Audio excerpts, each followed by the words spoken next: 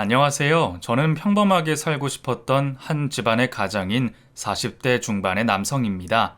제가 이곳에 글을 쓰게 된 이유는 남들에게 말 못할 일을 후련하게 털어놓고 싶어서인데요. 이런 제 이야기 끝까지 들어주시면 감사하겠습니다.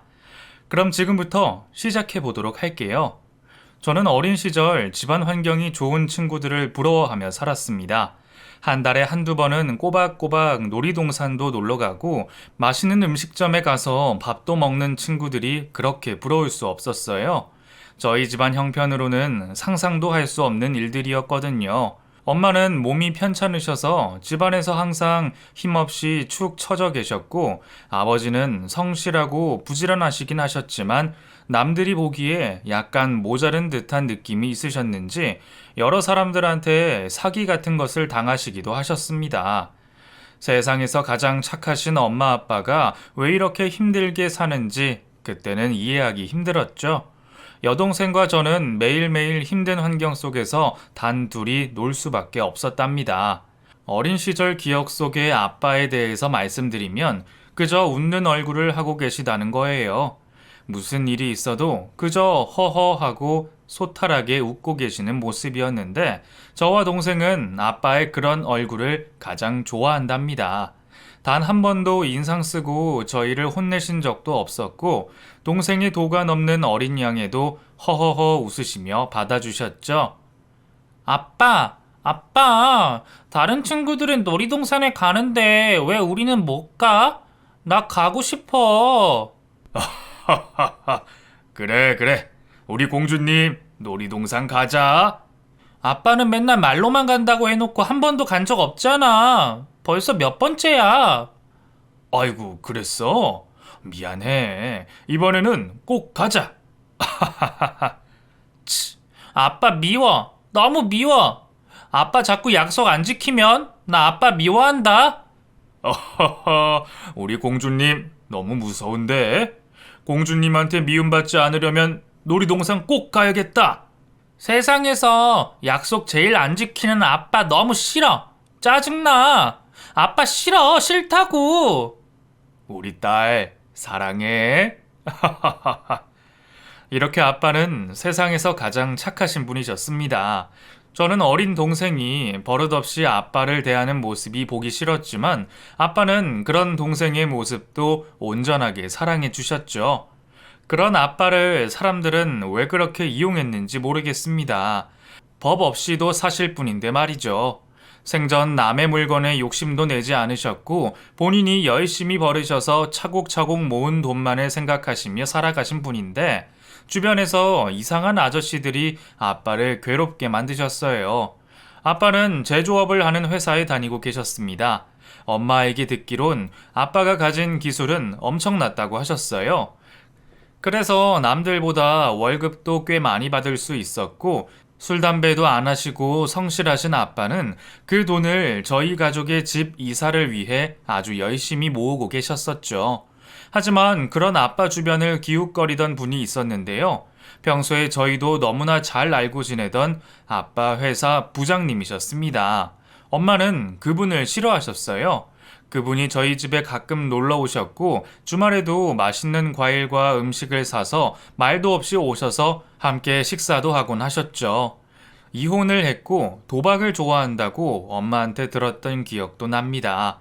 하지만 워낙에 아빠의 착한 성격상 그렇게 자신에게 잘해주고 접근해 오시는 분을 일부러 멀리 하실 수는 없으셨어요.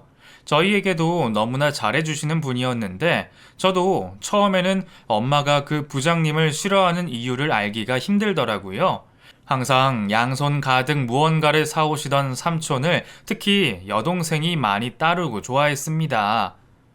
우리 조카들 잘 있었지? 오늘은 삼촌이 뭘 사왔게? 짜잔! 이거 한번 봐보거라. 우와, 이거 바비 인형이잖아요. 삼촌 최고! 정말 최고! 세상에서 제일 멋있어. 우리 민준이도 이거 한번 볼래? 조립하는 블럭인데 이거 최신상이라고 하더라. 여기! 얼른 한번 봐봐. 네, 감사합니다. 그날도 역시 장난감과 고기를 사들고 오셨고 여동생은 한없이 들떠 있었죠. 하지만 엄마는 그때 말씀하셨습니다. 이런 걸 왜 자꾸 저희에게 주시는지 모르겠네요. 솔직히 조금 부담돼요. 아이고, 재수씨, 그게 무슨 말이에요, 섭섭하게. 아이, 그러면 나 너무 서운해요. 우리 가족 같은 사이인 줄로만 알고 있었는데. 예전에 언니가 있을 때는 그랬지만 지금 이렇게 하시는 건 조금 그렇네요. 저희 너무 신경 쓰지 않으셔도 돼요. 아, 또 우리 마누라 얘기는 왜 꺼내고 그래요, 재수씨? 아이, 그러지 말고 우리 이거 고기 다 같이 구워 먹읍시다. 불판 어딨어요? 내가 맛있게 구워줄게요. 아니, 그게 오늘은 제가 좀 몸이 좋지 않아서요. 그러니까 재수씨는 가만히 있어요. 내가 다 할 테니까 그냥 맛있게 구워주는 거 잘 먹고 얼른 몸 좀 회복해요. 부장님은 싫다고 내색을 하시는 엄마의 말에 아랑곳하지 않고 아빠를 꼬드겨 불판에 고기를 굽기 시작하셨죠. 엄마의 표정은 계속 좋지 않으셨기에 저는 엄마 눈치를 보느라 잘 먹지도 못하고 있었습니다. 하지만 막무가내로 고기도 굽고 술도 마시는 그 부장님을 말릴 수 있는 사람은 없었어요. 아빠는 그저 그런 부장님의 모습을 보고도 허허허 웃으시며 하자는 대로 다 하고 계셨으니까요. 아무것도 모르는 여동생은 맛있는 고기를 먹는다며 그저 좋아서 날뛰고 있었고, 저는 엄마와 그 부장님 사이에서 많은 고민을 하고 있었죠. 그렇게 몇 시간이 흐르고 그 부장님이 술에 취해 운전을 하지 못하시자 착하신 아빠는 부장님을 집까지 모셔다 드린다며 집 밖을 나가셨습니다. 엄마는 먹고 남은 그릇들을 치우시며 한숨을 크게 내셨고 궁금했던 저는 엄마에게 다가가 조심스레 물어봤죠. 엄마, 근데 엄마는 왜 저 부장님 삼촌 싫어해? 저 삼촌 우리 집에 맨날 맛있는 거 사오고 하시잖아. 사람은 이렇게 물질적인 걸로 평가하면 안 되는 거란다. 엄마는 저 삼촌이 아빠를 힘들게 할 것 같아서 너무 걱정이야. 왜 엄마? 왜 저 삼촌이 아빠를 힘들게 하는데? 응? 저 삼촌의 이모도 많은 상처를 받고 떠나셨고 안 좋은 습관도 가지고 계셔. 자꾸만 아빠한테 돈 얘기를 하는 것도 그렇고 엄마는 사람의 눈을 유심히 보는데 저 삼촌은 항상 무언가 다른 생각이 있는 눈빛이라서 엄마는 조금은 그래. 엄마는 제게 더 이상의 말씀은 해주지 않으셨지만 몹시 불편해하는 기색이 역력하셨습니다. 엄마가 몸이 좋지 않아 항상 집에서 힘없이 계시기는 했지만 저희를 훈육해 주시고 무엇보다 정확한 사리 분별을 하시는 분이시거든요. 엄마의 말을 들은 저는 그 후로 그 부장님에 대한 이미지가 별로 좋지는 않더라고요. 그리고 엄마가 우려하신 일이 얼마 지나지 않아 터지게 되었습니다. 아빠가 그동안 아주 열심히 일해서 모은 돈을 무슨 투자라는 명목으로 가져가신 후 잠적해 버리셨다고 했어요. 그때 저희 집은 아수라장이 되어버렸죠. 그 돈으로 드디어 월세집을 탈출해서 좋은 집에 이사를 간다고 해서 여동생과 저는 많은 기대를 하고 있었는데 그 꿈이 하루아침에 사라져버린 겁니다. 하지만 그 와중에도 아빠는 그 부장님은 그럴 뿐이 아니라며 편을 들고 계셨고 엄마는 그 충격으로 얼마 지나지 않아 병원에 입원하는 신세까지 되셨어요. 아빠가 모은 전 재산이 날아갔고 엄마는 병원에 입원하셨으며 아빠는 그렇게 보기 좋게 웃으셨던 웃음이 싹 사라져 버렸습니다. 이때를 생각하면 정말 힘들었던 기억이 나요. 어떻게 해야 다시 예전의 우리 집 모습으로 돌아갈 수 있을지 하루 종일을 고민하고 또 고민했던 것 같네요. 하지만 어린 제가 할 수 있는 일이라고는 아무것도 없었습니다. 그저 여동생을 돌보고 엄마가 없는 집에서 집안일을 하는 것밖에는요. 어떻게 지나갔는지 모르게 시간은 흘러갔습니다. 엄마는 다시 퇴원하셔서 집으로 오셨고 아빠는 웃음을 잃었고 실어증에 걸린 사람처럼 거의 말을 하지 않았어요.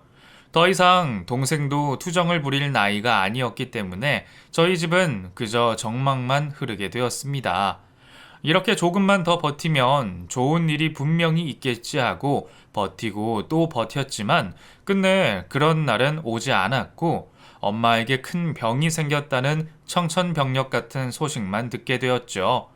워낙에 저희가 어렸을 때부터 엄마가 편찮으셨기 때문에 그저 이번에도 몇 달이 지나면 괜찮아지겠지 하며 생각을 해보기도 했지만 이번에는 상황이 달라졌던 것 같아요. 엄마는 항암 치료라는 것을 받기 시작하셨고 큰 수술도 하게 되셨습니다. 하지만 결과는 그리 좋지 않았죠. 몇 달 사이 머리카락이 확 빠지셨고 몸도 점점 앙상하게 말라가셨는데 그런 엄마를 지켜보는 아빠의 모습이 너무나 힘들어 보이셨어요. 엄마는 저희에게 말씀하셨습니다. 우리 아들, 딸, 엄마가 너희 곁에 오래 있고 싶지만 그러질 못할 것 같구나. 너희 아빠도 지켜드려야 하는데 굳게 마음 먹고 인생 잘 살아가야 해. 응? 절대로 약한 마음 먹지 말고. 알았지? 그리고 너희 아빠도 곁에서 잘 돌봐드렸으면 좋겠구나. 너희 아빠는 하늘에서 내려온 천사 같은 분이셔. 그래서 세상에 나쁜 사람들이 아빠에게 자꾸 다가와서 꼬임에 넘어가게 하는 거야. 그러니까 너희들이 천사 같은 아빠 곁에 나쁜 사람 오진 못하도록 잘 돌봐드려. 엄마가 미안하구나. 엄마, 그런 말 하지 마. 무섭게 왜 그런 말을 해? 엄마가 얼른 나와서 아빠랑 우리 다 돌봐주면 되잖아. 오빠랑 나는 엄마 없이는 못 산단 말이야. 엉엉 우는 여동생과 엄마의 말씀에 귀를 기울였던 저는 그렇게 엄마의 깊은 마음을 듣게 되었고 얼마 지나지 않아 정말 엄마는 세상을 떠나고 마셨습니다. 그때 제가 막 중학교를 졸업하던 시기였으니 17살쯤 되었던 것 같네요.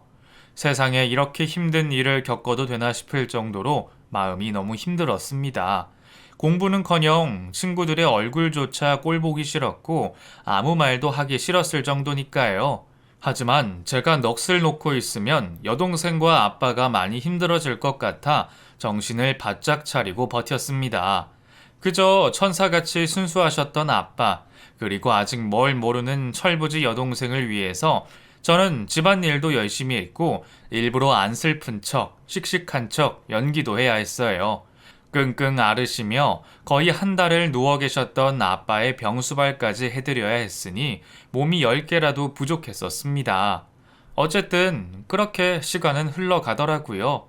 사람은 적응의 동물이라더니 정말 이런 산 사람은 사라진다는 것이 딱 맞는 말일 것 같네요.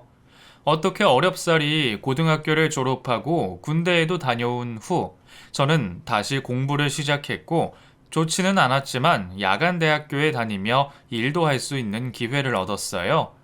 엄마의 말씀대로 아빠도 지켜드리고 동생도 돌보려면 돈은 필요했지만 더 많은 돈을 벌려면 대학교 졸업장이 필요하다는 것도 알게 되었거든요. 힘겹게 일과 학교를 병행하며 겨우 졸업을 했고 크지는 않지만 내실이 단단한 회사로 입사도 할 수 있었습니다. 그러는 사이 여동생은 어느새 훌쩍 커버려서 아가씨가 되어 있었고 아버지의 얼굴에는 그늘이 많았지만 그래도 때때로 소탈한 웃음도 보여주시며 일을 하고 계셨죠. 그냥 그런 게 행복이다 생각하면서 하루하루를 보내고 있던 20대 후반의 어느 날 저는 한 여자를 만나게 되었습니다. 아주 우연히 버스 정류장에서 안 좋은 짓을 당하려고 하는 여자를 도와줬는데 그게 인연의 시작이었어요.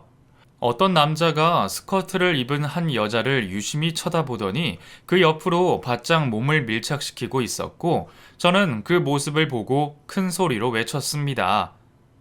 당신 지금 뭐 하시는 겁니까? 이렇게 자리 많은데 이쪽으로 나오시죠? 뭐? 이 사람이 지금 뭐라는 거야? 에이, 아니 왜 그 숙녀분 곁에 가까이 서 있으시냐고요. 이쪽 자리도 많은데 여기 앉으세요. 이쪽 자리도 많은데 여기 앉으세요. 제가 자리 비켜드릴게요.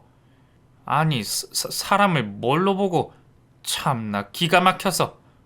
당황해서 얼굴이 빨개진 남자는 그대로 버스에서 내려버렸고 얼굴이 새빨갛게 질려서 식은땀을 흘리며 벌벌 떨고 있던 그녀에게 제 손수건을 건네줬습니다. 감사해요. 너무 무서워서 소리도 지르지 못하고 있었는데. 아니에요. 당연히 해야 할 일인걸요. 댁이 어디세요? 제가 집까지 데려다 드리겠습니다. 불편하시면 경찰서 앞까지 모셔다 드릴게요. 휴, 그래 주시면 너무 감사하고요. 다음 정류장에서 내리거든요. 저는 무서움에 벌벌 떨고 있는 그녀를 따라 내렸고 집까지 함께 동행해 줬어요. 그녀는 너무나 감사하다고 하며 연락처를 물었고 그렇게 인연이 시작이 되었습니다. 3일 후 그녀는 저희 회사 앞으로 찾아와 작은 선물을 건넸고 식사도 함께 했어요. 그 자리에는 그녀의 엄마도 동행을 하셨죠. 저희 딸을 지켜주셔서 너무 감사해요.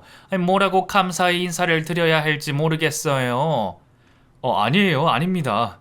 이렇게까지 직접 찾아오시지 않으셔도 되는데. 은혜를 갚는 것이 사람이잖아요. 복 받으실 거예요. 정말 너무 감사합니다. 그녀는 아빠가 일찍 돌아가셨고 일을 하는 엄마 밑에서 외동딸로 외롭게 자랐다는 것도 알게 되었고 그 때문에 지금도 외로움을 많이 탄다는 말씀도 하시더라고요. 저는 이상하게 그런 그녀에게 마음이 끌리더라고요. 참 가정교육도 잘 배우고 현명한 엄마를 둔 여자 같아 한편으로는 부럽기도 했고 두려움에 벌벌 떨고 있던 그녀를 지켜주고 싶다는 마음까지도 들었던 것 같아요. 첫 만남에 그런 생각이 어떻게 들 수 있겠냐 하시는 분도 계시겠지만 사랑이라는 건 이렇게 한순간에 찾아오더군요. 그런 그녀를 마음에 두고 지내던 저는 본격적으로 연락을 하기로 마음먹었습니다. 제게 처음으로 두근거림을 안겨준 여자를 이렇게 그냥 내버려 둘 수는 없었으니까요. 이틀에 한 번꼴로 안부를 물으며 시작된 연락은 점점 그 횟수가 잦아졌고 그녀도 이런 제가 싫지는 않은지 몇 번 커피도 마시고 밥도 먹으며 가까운 사이로 발전하게 되었습니다. 그녀는 제가 들어가고 싶어 했던 좋은 회사에 다니고 있었어요. 제가 알기론 연봉도 높았고 복지도 상당히 좋았었습니다. 제가 너무 선망했던 회사였기에 웬만한 정보는 다 알고 있었거든요. 사람들이 누구나 부러워할 만한 직장에 다니고 있던 그녀는 자기 개발을 위해 현재 대학원까지 다니고 있는 똑부러지는 여자이더라고요. 한편으로는 부럽기도 했고 한편으로는 제가 조금 부족하다는 생각도 했지만 그래도 저의 마음이 사그라들지는 않았습니다. 그녀 역시 무슨 일이든 똑부러지게 하는 스타일이었지만 겁도 많고 외로움도 많이 타는 스타일이라 저의 따뜻한 보살핌이 좋았는지 제게 마음을 열게 되었고 저희는 그렇게 불타는 연애를 시작하게 되었어요. 연애를 시작하고부터는 아무것도 생각나지 않고 올고지 그녀 생각만 났습니다. 하루 종일 일도 하기 싫고 얼른 빨리 그녀를 보러 가고 싶다는 마음만 가득했죠. 늘 성실하고 부지런하게 일했던 제 모습이 멍한 사람으로 달라지자 회사 선배들이 한마디씩 했습니다. 야, 요즘 뭐 좋은 일 있어? 그렇게 넋 놓고 있는 모습 처음 보는데? 무슨 일이야? 아니에요. 아무 일도 없어요. 에이, 왜 그래? 내가 자네 하루 이틀 봐? 몇 년 동안 이렇게 멍 때리는 거 처음 보는데 입가에는 웃음이 가득하고 그랬나요? 안 웃은 것 같은데 분명히 좋은 일인 것이 확실해. 내가 다른 건 몰라도 연애 쪽은 빠싹하거든. 들켰네요. 맞습니다. 저 연애 시작했어요. 회사 선배들에게도 더 이상 숨길 수가 없게 되었고 저는 어디 회사에 다니는 여자라고 은근히 자랑도 했습니다. 그러자 선배들은 걱정의 말도 하더군요. 우와, 진짜야? 근데 그런 여자가 자네한테 만족을 할까 모르겠네. 내가 연애 초치는 것 같아서 좀 그런데 사실 우리 형도 너무 잘난 여자 만나더니 결국 여자 바람나고 이혼했어. 여자가 점점 무시하고 다른 사람하고 비교도 하고 뭐 그러다 보니까 결국 뭐 아무튼 자네 응원하긴 하는데, 조금 걱정도 되네. 이런 말 해서 미안해. 아닙니다, 선배님. 저보다 훨씬 좋은 조건인 건 맞는걸요, 뭐. 선배의 말을 듣고 사실 조금 걱정되는 부분도 있었어요. 제가 그녀보다 나은 것은 단 하나도 없었기 때문에 그런 부분을 생각하면 할수록 위축이 되기도 했었거든요. 그렇지만 그녀에 대한 제 마음은 이미 너무나 커져버린 상태였고 그 무엇도 저희의 사랑을 막을 수는 없었습니다. 그녀와 데이트를 하는 동안 가끔씩 그녀에게 묻기도 했어요. 내가 왜 좋아? 너보다 학벌도 딸리고 직업도 딸리고 뭐 그렇다고 집안이 좋은 것도 아닌데. 에이, 오빠, 왜 그래? 난 오빠가 나를 아빠같이 따스하게 감싸주는 게 너무 좋아. 다른 거 생각하고 따졌으면 조건만 보고 남자 골라서 만났겠지. 난 그런데 오빠의 그런 면이 너무 좋은걸? 내가 좀 그렇긴 하지? 고마워. 이렇게 부족한 날 사랑해줘서. 내가 앞으로 너 더 많이 사랑하고 아껴줄게. 그녀의 대답을 듣고 더욱 힘을 내 그녀를 아껴주고 사랑해줬습니다. 2년쯤 연애를 하는 동안 정말 행복했어요.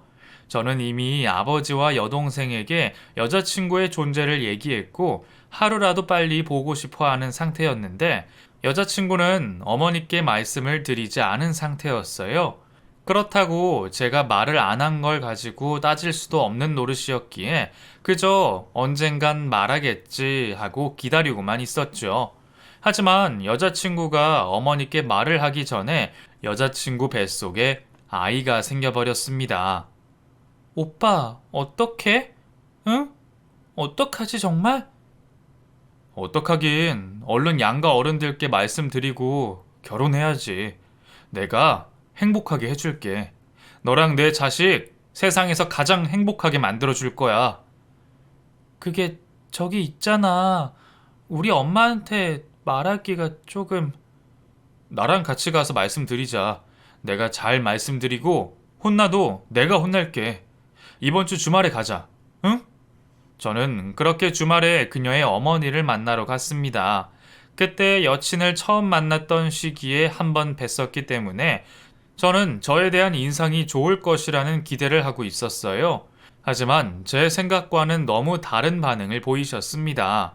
하나밖에 없는 귀한 딸을 저 같은 부족한 사람에게 주기가 아깝다는 듯 말씀하셨고, 저는 사실 그때 많은 상처를 받게 되었어요.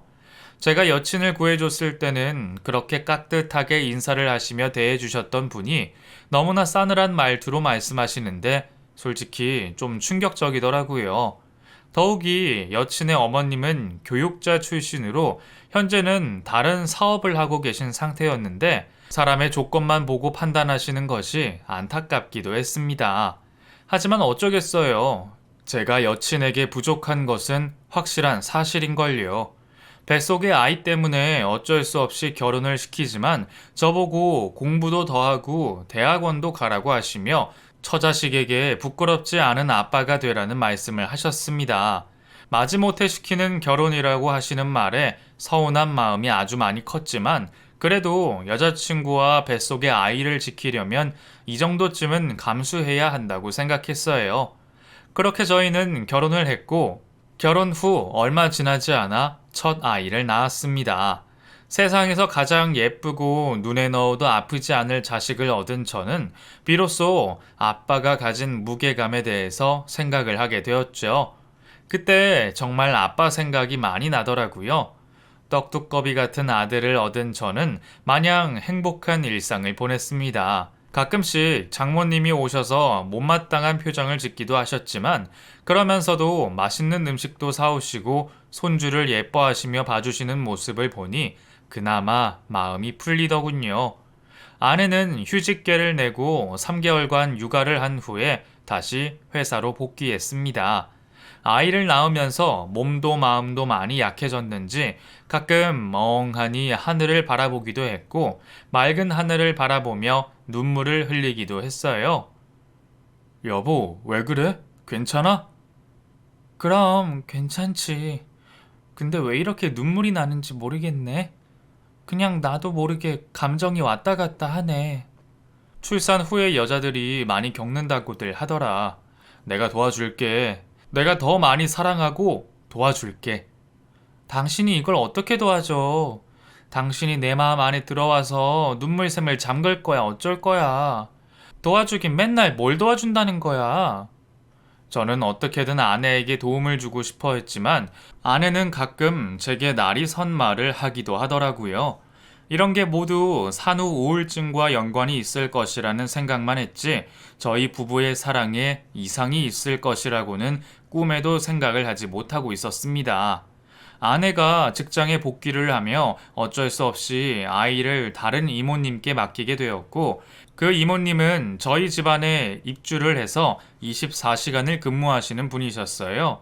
그런데 아내는 시간이 갈수록 점점 퇴근 시간도 늦었고 주말에도 가끔은 제게 아이를 맡겨놓고 외출을 하기도 했습니다.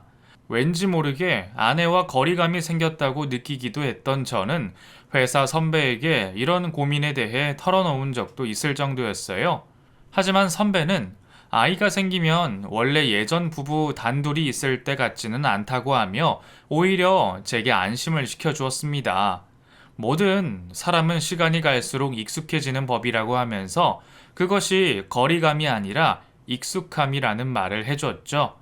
그 말만 철석같이 믿고 저는 아내에게 시간을 많이 배려해 줬어요. 평일에 친구를 만난다고 하거나 회사에서 회식이 있다고 할 때도 그저 믿고 보내주었고 아내가 하는 말은 다 믿었습니다. 그 사이 저는 영어 공부도 했고 미루고 미뤘던 대학원을 준비하는 공부도 하며 시간을 보냈죠. 그 나이가 6살이 되었을 무렵 아내는 제게 유난히 짜증을 많이 냈습니다. 하나부터 10까지 제가 하는 행동이 마음에 들지 않는다며 구박을 했고 아예 저와 각방을 쓰면서 저를 피하기도 했었어요. 또 그 시기에 둘째 아이의 임신을 알게 되었는데 그걸 알고 제게 얼마나 많이 화를 냈는지 모릅니다. 당신 정말 너무 이기적인 거 아니야?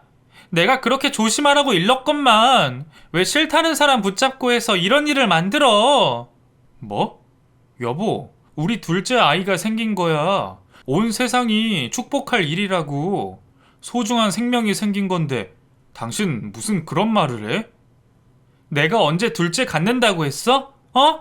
난 그런 말 한 적 없다고. 그러고 싶지 않았어. 일도 해야 하고 승진도 해야 하고 당신같이 승진에 별 의미 없는 회사랑은 다르다고. 아니 정말 당신 지금 무슨 말을 하는 거야? 왜 그렇게 사람이 변했어? 어쩜 그렇게 냉정하게 말을 해? 너무나도 변해버린 아내의 모습에 저는 실망감을 감출 수가 없었습니다. 둘째 아이가 생긴 것에 대해 아주 많이 못마땅해하는 모습이 예전에 제가 알던 아내의 모습과 너무 달랐거든요. 아내는 하루하루 짜증을 부리며 임신 기간을 보냈고 곁에서 지켜보는 저는 너무 힘이 들었습니다. 하다못해 도우미 이모님도 제가 힘들겠다며 위로를 해주실 정도였으니까요. 신경질적인 모습의 아내와 저는 점점 멀어지게 되었고 그 상태로 아내는 예쁜 공주님을 출산했어요. 저는 둘째까지 낳았으니 제가 더 많이 신경 쓰고 도와주면 아내와의 사이가 좋아질 것이라 생각하고 많은 노력을 했습니다. 하지만 아내는 이런 저를 신경 쓰지도 않았고 또다시 무리하게 3개월 만에 회사에 복직을 하게 되었죠. 몸도 약한 편이라 솔직히 저는 회사를 좀 쉬었으면 좋겠다는 말을 했지만 아내는 그런 저의 말을 싹 잘라 무시해버렸고 결국 복직한 지 한 달 만에 과로로 병원에 입원까지 하게 되었습니다. 그런 아내를 보면서 왜 이렇게까지 하는지 이해가 되지 않았어요. 물론 아내의 커리어가 아깝긴 했지만 아이 둘을 남의 손에 맡기고 온전하지 않은 몸으로 그렇게 꾸역꾸역 회사에 나가야만 하는 것이 마음에 들지 않았어요. 저도 더 이상 참다 못해 아내에게 큰 소리를 질러 화를 냈는데 그때 아내의 반응이 뭔가 이상하더라고요. 당신 정말 왜 그래? 당신 능력 있는 여자고 그런 거 다 알아. 회사 중요하지 물론. 그렇지만 당신 몸도 안 좋은데 애들까지 남의 손에 맡기고 이런 건 아니잖아. 미안해요. 정말 미안해요. 남편이 알면 안 되니까 난 그저 조마조마한 마음 때문에 그랬어요. 뭐라고? 지금 무슨 말을 하는 거야? 당신이 있는 회사가 난 너무 좋았고, 회사에 나오면 당신을 볼 수 있어서 그게 유일한 내 낙이었어요. 나 임신해서 밉죠? 싫죠? 나 버리지 마요, 제발. 아니, 여보. 아니, 당신 지금 이게 무슨 소리야? 응? 여보! 미안해요, 기정씨. 너무 미안해요. 나 남편이랑 헤어질까요? 네? 아내의 말에 저는 그만 잠시 정신이 멍해지고 말았습니다. 아내의 입에서 나오는 말은 정말 듣기가 힘들 정도로 기가 막혔거든요. 아내는 저를 다른 남자로 착각하고 있었고 그 남자를 몹시 사랑했던 모양입니다. 잠시 동안 아무 말도 하지 않고 그저 아내의 얼굴을 바라봤는데 아내는 주저리 뭐라고 계속해서 떠들더니 곧바로 잠이 들어 버렸습니다. 이 모습은 도저히 평소의 아내의 모습과는 비교도 되지 않는 것이었어요. 저는 그렇게 의도치 않게 아내의 과거에 대해서 알게 되었고, 다른 남자를 사랑했던 아내를 용서하지 못하고 끝내 집을 나와버렸어요. 저기 이모님, 제가 당분간 좀 해외 출장이 있어서요. 집에 들어오진 못할 것 같아요. 죄송하지만 주말에도 좀 아이들을 봐주실 수 있을까요? 제가 월급은 더 올려드릴게요. 그리고 혹시 아이들한테 무슨 일이 있거나 하면 제게 전화 좀 꼭 부탁드려요. 부탁합니다. 그래요, 애기 아빠. 근데 해외 출장을 얼마나 가는데요? 요즘 애기 엄마가 좀 이상한 말을 자꾸 해서 걱정이 돼서요. 자꾸 나를 언니라고 불렀다가 엄마라고 불렀다가 큰애 이름도 까먹고 그럴 때가 있네요. 아무래도 몸도 약한데 아이 둘 낳고 회사에 무리하게 나간 게 아닌가 해요. 네? 그런 일이 있었어요? 아무튼 이모님 잘 부탁합니다. 저는 그렇게 집을 나와 버렸습니다. 도저히 아내라는 사람과 함께 있을 수가 없었어요. 제가 부족하다는 것은 익히 알고 있었지만 저를 보고 다른 남자로 착각해서 하는 말을 듣고 같은 집에 있을 사람은 별로 없을 거예요. 더군다나 장모님 역시 딸이 무리를 해서 회사에 복직하는 것을 능력이 부족한 제 탓을 했기 때문에 더더욱 삶의 의미를 잃어버린 날들이었습니다. 도저히 아버지가 계신 집으로는 갈 수가 없었기에 일단 고시텔에 한 달 금액을 지불한 후 들어가 살았어요. 하루에도 몇 번씩 아이들의 얼굴이 보고 싶어 도우미 이모님께 영상통화를 부탁했고 그래도 해결되지 않은 그리움에 혼자 숨죽여 울기도 했습니다. 도대체 제가 무슨 잘못을 했길래 아내가 그렇게 바람을 피웠을까 하며 스스로를 자책하기도 했고 또 아내를 어마어마하게 미워하며 증오심에 가득 차 있던 시간도 있었어요. 그 어떤 감정을 갖고 있더라도 도저히 추스러지지 않은 마음 때문에 스스로가 너무 괴로워하고 있었을 쯤 아내에게서 연락이 오더군요. 아내는 제가 왜 집을 나갔는지, 왜 그렇게 화가 났는지 전혀 알지 못했습니다. 당신 미쳤어? 지금 뭐 하는 거야? 어? 미쳤냐고? 그건 내가 할 소리야.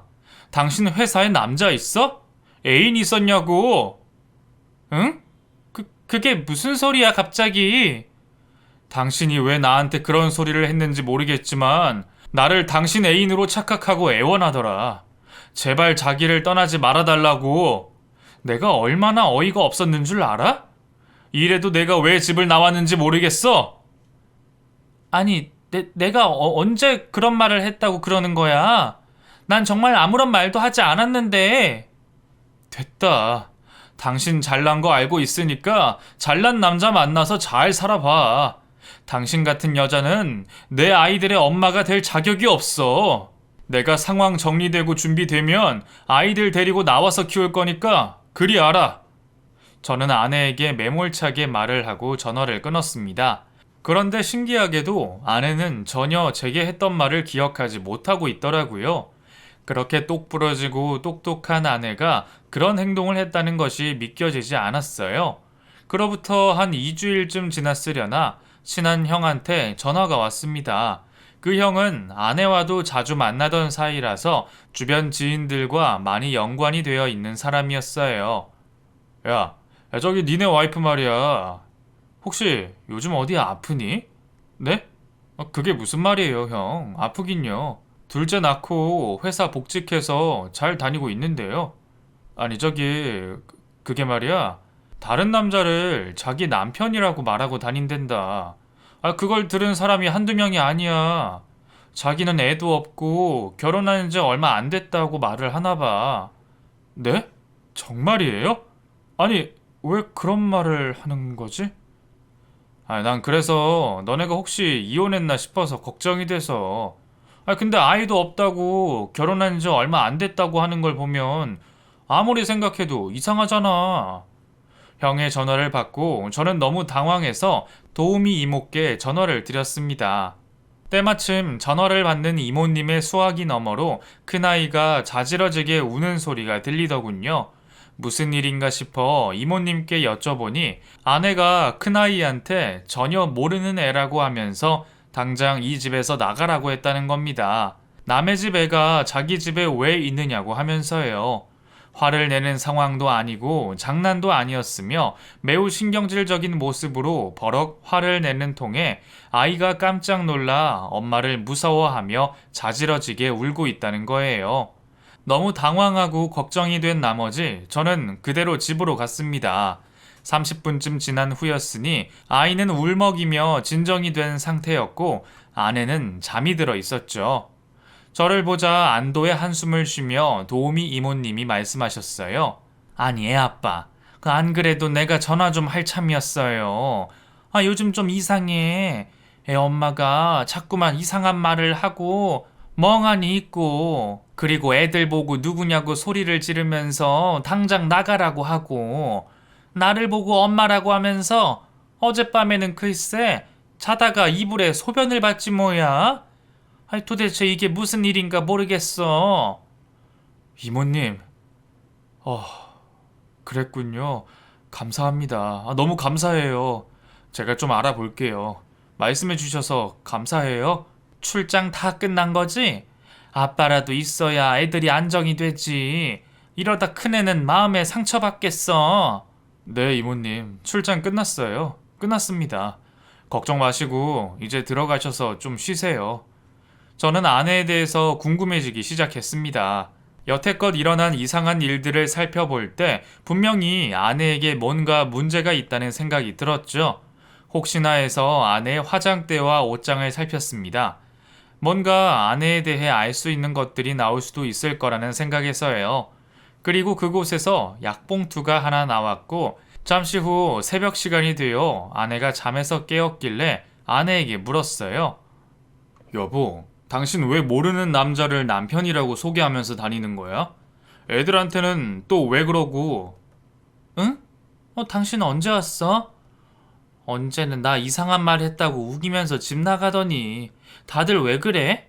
내가 언제 그런 말을 했다고? 난 그런 말 한 적 없어. 없다고. 그럼 이 약은 뭐야? 뭐길래 화장대 안에 꼭꼭 숨겨두고 먹고 있는 거야? 이걸 어디서 찾았어? 왜 남의 물건을 뒤지고 난리야? 얼른 말해봐. 당신, 어디 아프지? 어디 아픈 거 맞지? 이렇게 어떻게 살아? 빨리 말해봐. 그게, 저기... 아내는 차마 말을 잇지 못하고 엉엉 울었습니다. 어린 아이처럼 목 놓아 우는 통에 아이들도 이모님도 모두 깨어 거실로 나와 있더라고요. 한참을 울던 아내는 조심스레 말을 꺼냈습니다. 나 병 걸렸대. 그것도 치매. 아니, 내가 왜 그런 병에 걸려야 돼? 내가 왜? 나 억울해. 정말 억울하다고. 나 누구보다 똑똑하고 공부도 잘했단 말이야. 회사에서 하루 종일 머리 쓰는 사람이 왜 그런 병에 걸려? 이런 건 노인네들이 걸리는 거 아니냐고. 내가 왜? 도대체 내가 왜? 아내는 믿기 힘든 충격 고백을 하더군요. 자신이 치매라는 병에 걸린 것을 알게 된 지 얼마 되지 않았다고 하면서요. 누구보다 똑똑하고 공부도 잘했던 아내에게 이런 병이 올 거라고는 저는 상상도 하지 못했습니다.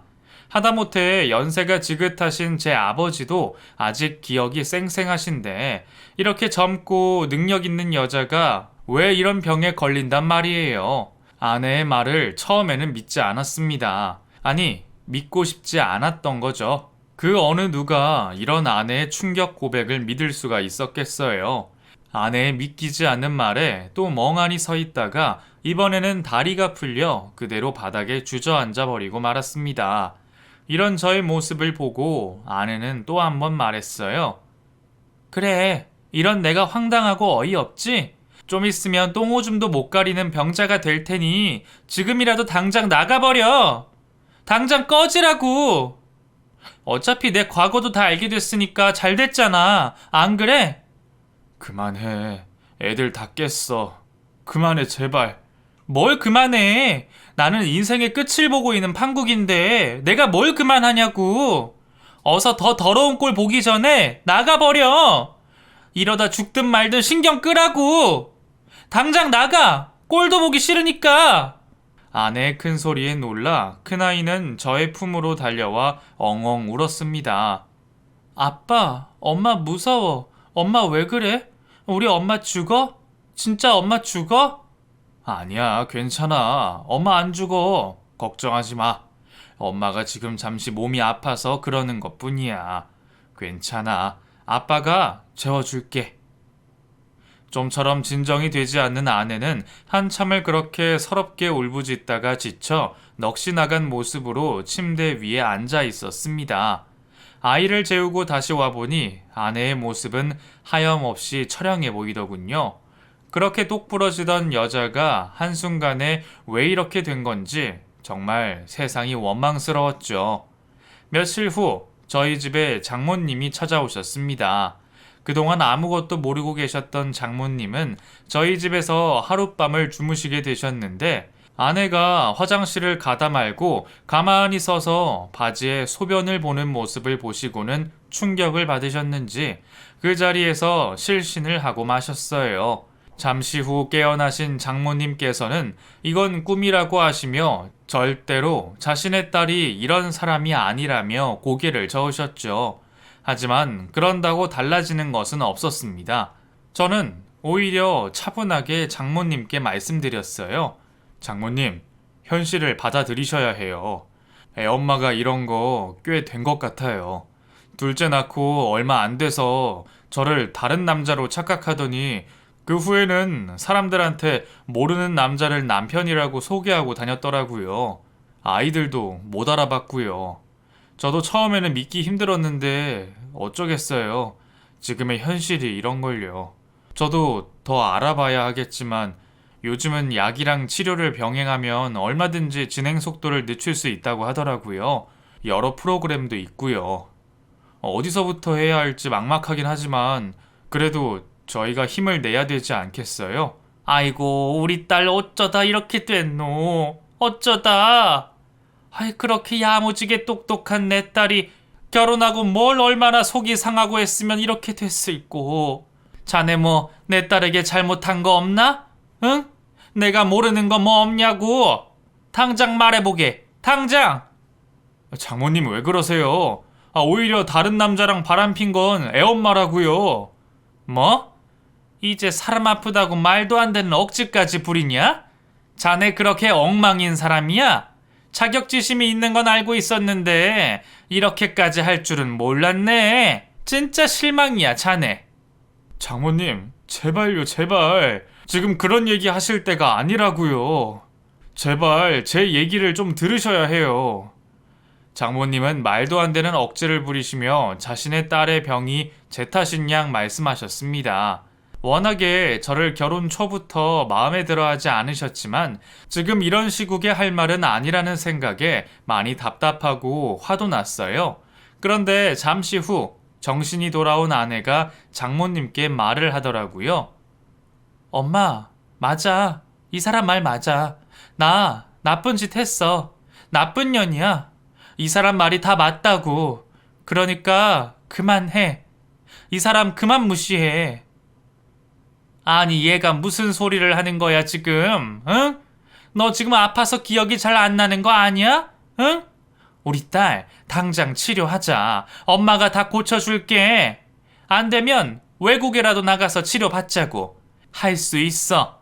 네가 얼마나 똑똑하고 똑부러진 앤데 그럴 리가 없다. 그럴 리가. 엄마, 그러지 마. 나도 병원 몇 군데를 다니면서 아니라고 믿고 싶었어.